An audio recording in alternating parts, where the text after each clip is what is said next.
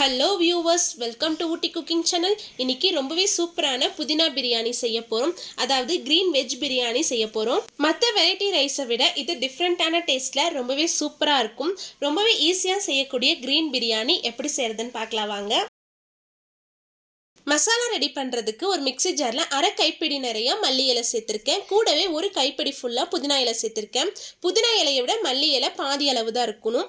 கூடவே 3 பச்சை மிளகாய் சேர்த்துருக்கேன். இது கூடவே ஒரு பெரிய வெங்காயத்தை ரஃபாக கட் பண்ணி சேர்த்துக்கலாம். கூடவே ஒரு சின்ன துண்டு பட்டை, 4 கிராம்பு, 2 ஏலக்காய் சேர்த்துருக்கேன்.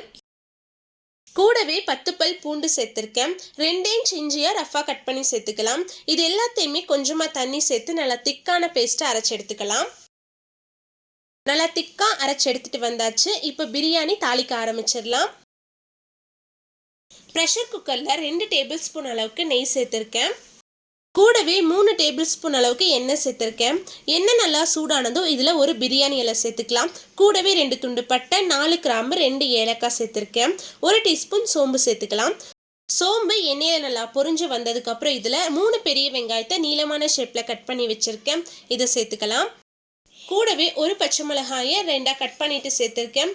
கூடவே 1 டீஸ்பூன் அளவுக்கு உப்பு சேர்த்துக்கலாம். வெங்காயம் நல்லா பொன்னிறமாக ஆகிற வரைக்கும் நல்லா வதக்கி விட்டுருங்க.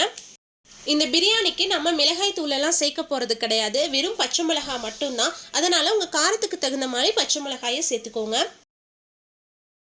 வெங்காயம் நல்லா வதங்கி வந்துருச்சு. இப்போ இதில் 2 தக்காளியை பொடியாக கட் பண்ணி சேர்த்துருக்கேன். கூடவே 1/4 டீஸ்பூன் அளவுக்கு உப்பு சேர்த்துட்டு தக்காளியை நல்லா வதக்கி விட்டுருங்க. தக்காளி நல்லா வதங்கி வந்ததும் இதில் 1/4 டீஸ்பூன் அளவுக்கு மஞ்சத்தூள் சேர்த்துட்டு நல்லா வதக்கி விட்டுருங்க. இப்போ இதில் நம்ம அரைச்சி வச்சுருந்த மசாலாவை சேர்த்துக்கலாம். மசாலாவோட பச்சை வாசனையெல்லாம் போகிற வரைக்கும் எண்ணெயில் நல்லா வதக்கி விட்டுருங்க.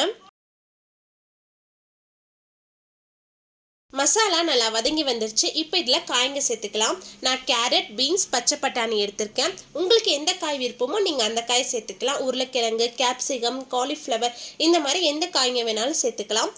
கூடவே கொஞ்சமாக உப்பு சேர்த்துட்டு காய்ங்களை நல்லா வதக்கி விட்டுருங்க. இப்போ இதில் 2 டேபிள் ஸ்பூன் அளவுக்கு தயிர் சேர்த்துட்டு நல்லா கலந்து விட்டுருங்க. இப்போ இதில் அரிசி வேகிறதுக்கு தேவையான அளவு தண்ணி சேர்த்துக்கலாம். நான் 2 கப் அரிசி எடுத்திருந்தேன். 2 கப் அரிசிக்கு 4 கப் அளவுக்கு தண்ணி சேர்த்துருக்கேன். கூடவே பிரியாணிக்கு தேவையான அளவு உப்பு சேர்த்துட்டு நல்லா கலந்து விட்டுருங்க. தண்ணி இந்த அளவுக்கு நல்லா கொதிச்சு வந்ததுக்கப்புறம் இதில் ஊற வச்சு எடுத்து வச்சுருந்த அரிசியை சேர்த்துக்கலாம். நான் 1/2 கிலோ அரிசியை நல்லா கழுவிட்டு 10 நிமிஷம் ஊற வச்சு எடுத்து வச்சுருந்தேன். தண்ணியெல்லாம் வடிகட்டிட்டு சேர்த்துக்கலாம். கூடவே கொஞ்சமாக புதினா இலை, கொஞ்சமாக மல்லி இலை சேர்த்துட்டு நல்லா கலந்து விட்டுட்டு பிரியாணிக்கு உப்பு சரியாக இருக்கான்னு செக் பண்ணி பார்த்துக்கோங்க. குக்கரை மூடி வச்சுட்டு அடுப்பை மீடியம் ஃப்ளேமில் வச்சு 2 விசில் விட்டு எடுத்துக்கலாம்.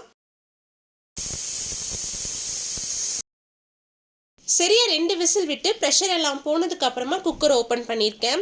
பாருங்க, புதினா பிரியாணி எந்த அளவுக்கு சூப்பராக ரெடியாகி வந்துருச்சுன்னு. ரொம்ப ஃபோர்ஸாக கலந்து விடாமல் ஒரு ஓரத்துல இருந்து மெதுவாக கலந்து விட்டுருங்க. அப்படி இல்லைன்னா வேறு ஒரு பாத்திரத்தில் மாற்றி கலந்து விட்டுருங்க.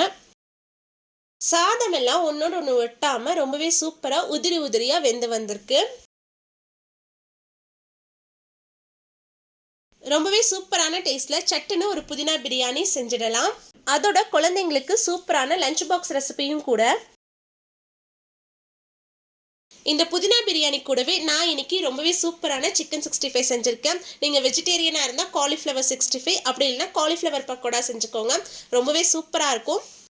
கண்டிப்பாக நீங்களும் உங்கள் வீட்டில் செஞ்சு பார்த்துட்டு எப்படி இருந்துச்சுன்னு கமெண்ட்ஸில் சொல்லுங்கள். உங்களுக்கு இந்த வீடியோ பிடிச்சிருந்தா லைக் பண்ணுங்கள், ஷேர் பண்ணுங்கள். மறக்காமல் ஊட்டி குக்கிங் சேனலுக்கு சப்ஸ்கிரைப் பண்ணுங்கள். மீண்டும் அடுத்த ரெசிபி சந்திப்போம். பாய், see you soon.